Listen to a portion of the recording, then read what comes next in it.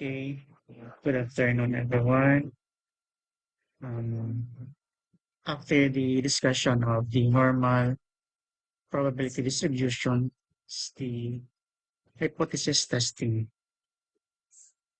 Okay, this is done, class, with the 7 steps. Okay, so those steps, namely you're going to state the hypothesis of your problem, then determine the level of significance.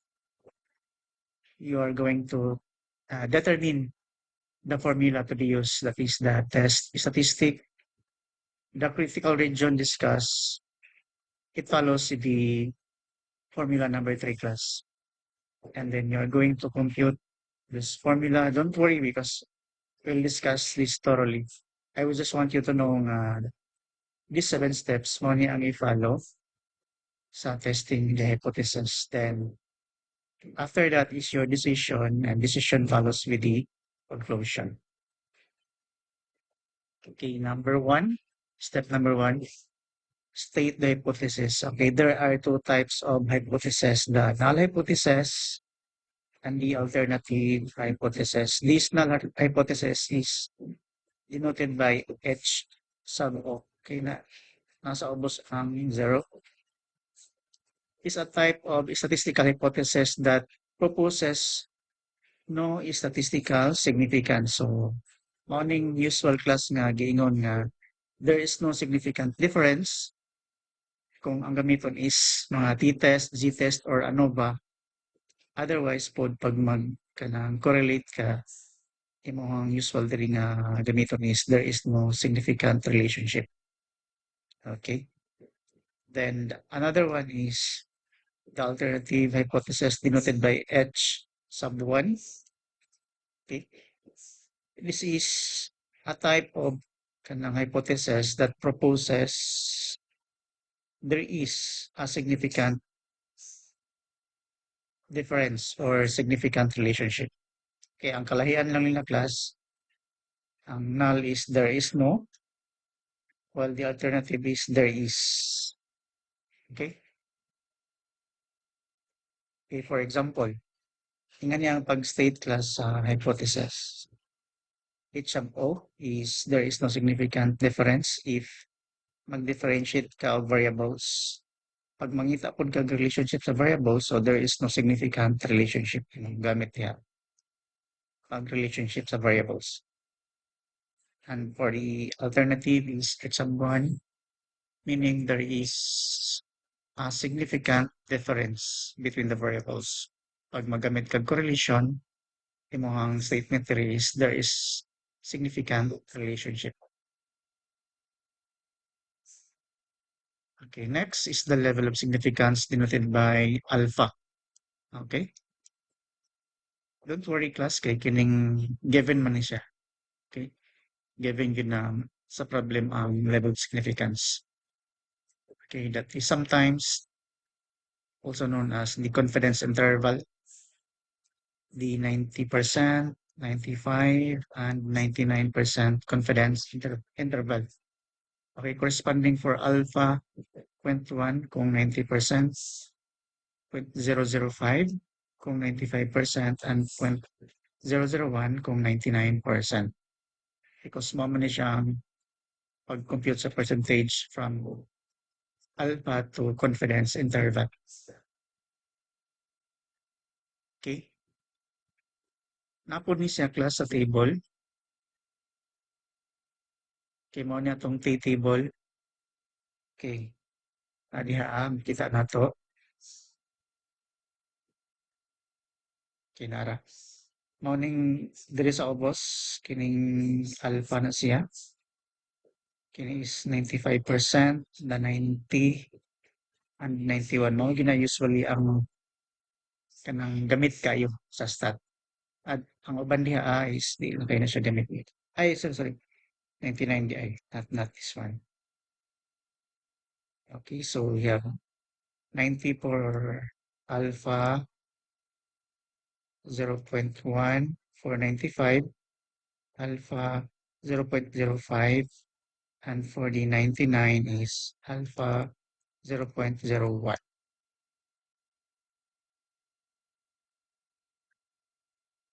Okay.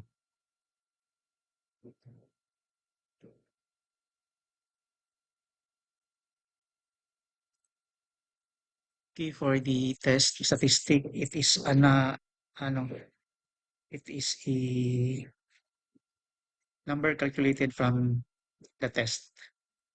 Okay, ang tawag na class is muna siyang mga formula.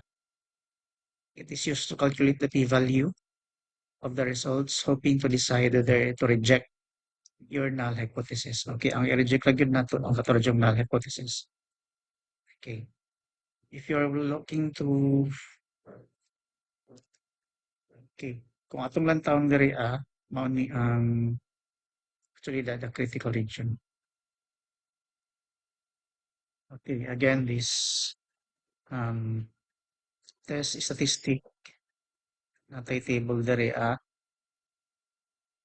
kining table 14.1 kaya I suggest nga magbuhat ng mga og ng inyong index card no. Otherwise kung kaya niyo siya memorize on why not. So pag dili para dili na hasol inyo lang ning sulat ning table 14.1. Okay.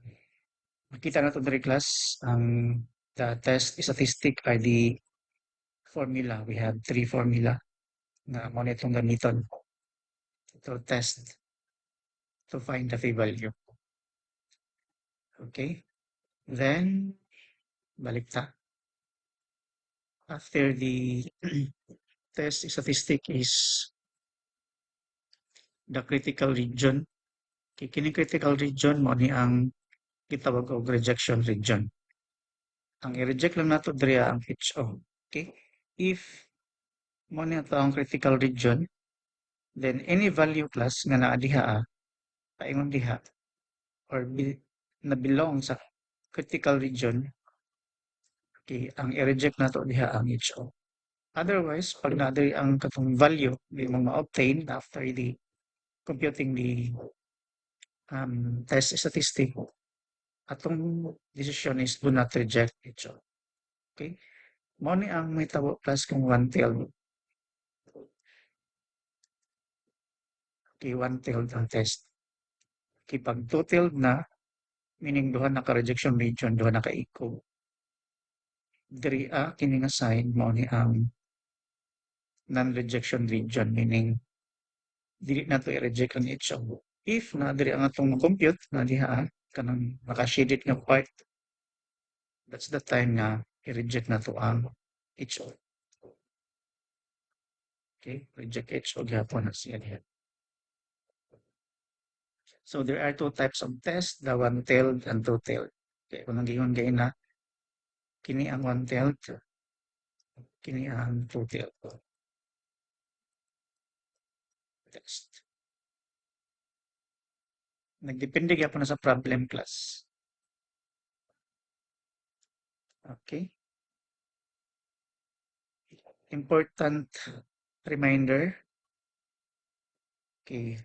If the sample size is greater than equal to 30, then we always use the z-test. Whether known or unknown na imo ang standard deviation diya.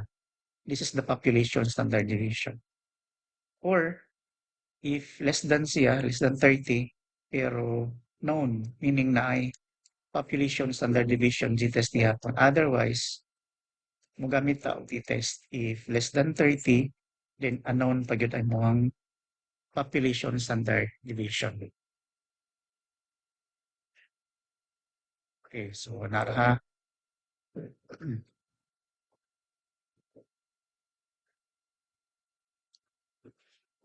the z-test kung greater than 30, z-test ang gamiton. Pag less than 30 and unknown ang standard deviation, t-test ang itong gamiton. Then, napod ni siya ko na okay, mo ni ang HO alternative kika ng less than or greater than, it emphasize na one-tailed ang to ang test na gamiton. Pag not equal, mo ni siyang significant difference or significant relationship. Okay, mao na siya ang total test. Then, mao niya ang corresponding critical region. Kana diha. Okay, pag total siya, kay duha man kabo imuhang region. Okay?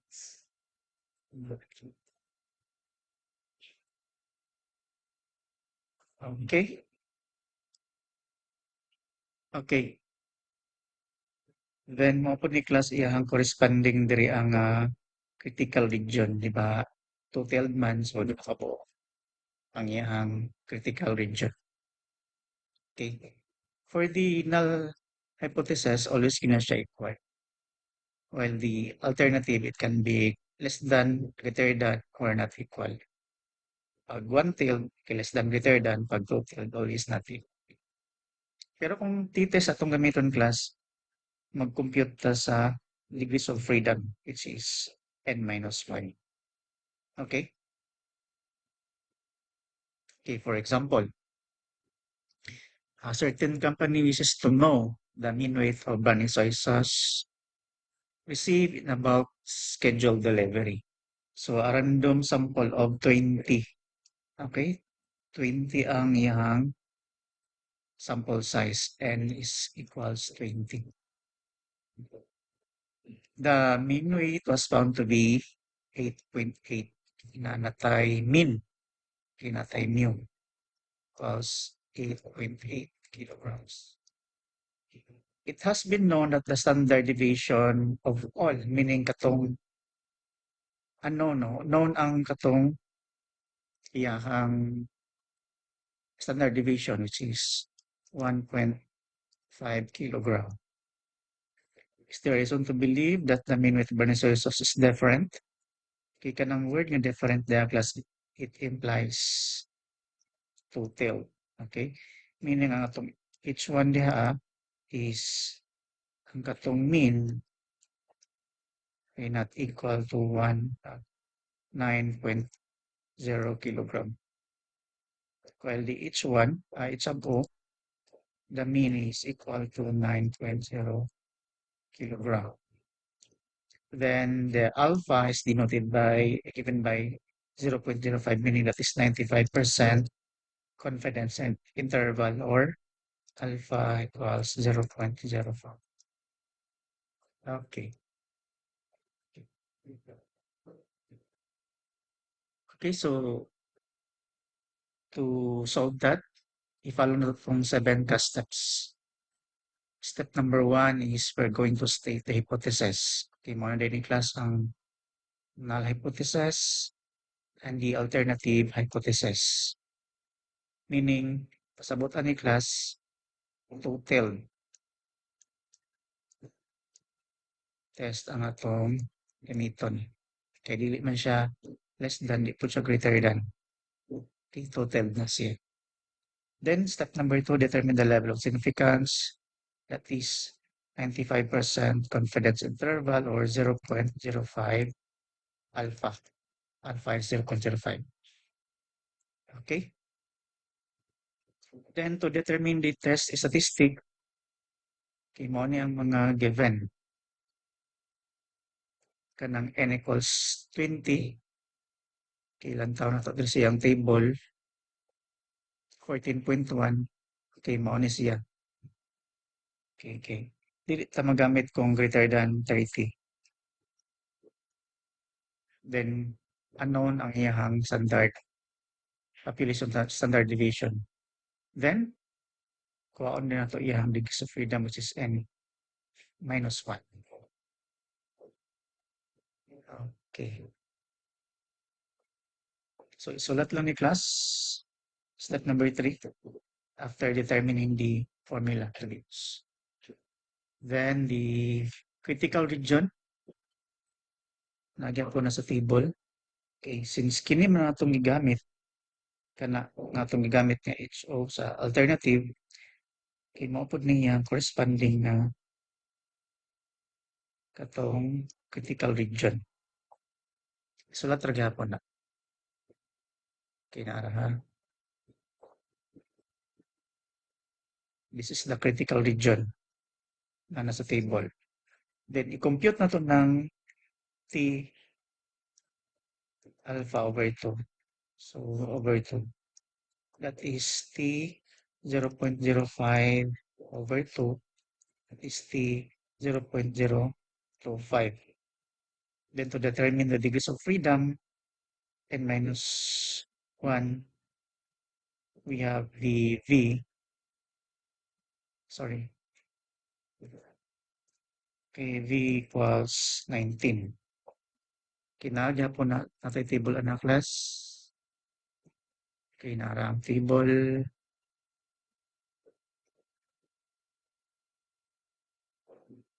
Okay. Okay, pag maglisod bitaw mo sa pag-determine sa kung asa diya nga column, di man lang ninyo class nga king nasa ubos mo niya nga to ang confidence interval. So, diri ta maglantaw karon na 95%. Tapos, ang morning V diri, DF, degrees of freedom, ang notation diri. Kung uban nga textbook, V ang gamit na. So, 19. Okay, so, mo ni ilang intersection. 2.093. So, that is 2.093.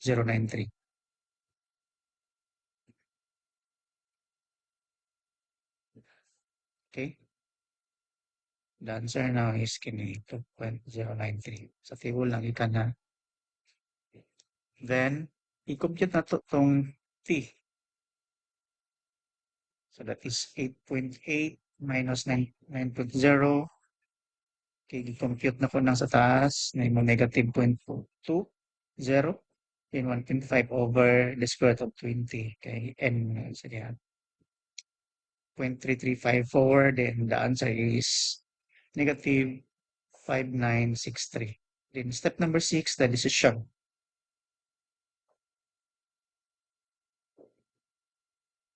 Okay, for the decision, kung ato ang i-draw. Okay, i-draw na ito. Mag-drawing ka ready of itong bell shape. Okay, sorry. Kaya na siya. Imagine na lang ang bell na siya. Then total, no? Total na diha. Na po dire. Kaya ang rejection region niya, di ba? Kaya nasa kanang 2.903. Okay. Okay, negative ang pikas. Positive po dire. 2.093. Then ang atong na-compute nga value is naa siya diri, di ba? Kana negative 5963. Meaning class, okay, kung ato tong balikan ang kining nga table, kining bell shape. Okay. Nato diri tong negative 5963. Diri ang 2.093. Diri siya. Ako rin siya. Chris? Anong Chris? Ito sir. Yan ako. Katong mula. Okay, so kana negative 2.093. Yes, sir, kana. Okay, so from this illustration class, na belong siya sa do not reject HO. Okay? Klaro ba na siya nga do not reject HO? Fine. Ang kining value nga atong na-compute is na siya diri kining white nga region wala siya diri sa rejection region wala po siya diri. So therefore ato ang decision diri is do not reject HO. Okay. Therefore, kung wala na to reject meaning gi-accept na to. So meaning class mao ni ang atong i-conclude kay do not reject HO man dawatan man nato ang HO. So pag state ani karon in paragraph, Mao na siya ang konklusyon. Okay? So therefore, at 0.05 state nimo ang alpha level. Okay. Either um akong pag-state mo diri is we have sufficient evidence to say that the mean of Bernoulli soy sauce is not significantly different. Okay, pwede po gamayon na we don't have sufficient evidence to say that the mean of Bernoulli soy sauce is significantly different. Okay? Basta kay ang imong konklusyon diha is ang kanang mean daw is wala siya kalahian. Kay gingan ni raman ako nung we have sufficient evidence to say that the mean of Bernoulli soy sauce is not significantly different. Pwede po kamaingon that we don't have, okay, sa not ka naguna, we don't have sufficient evidence to say that the Bernoulli soy sauce is significantly different from 9.0 kilogram. Pareha ra gihapon na siya. Okay? For another example class is ako lang ko na siyang discuss next meeting. So thank you so much for your listening. God bless.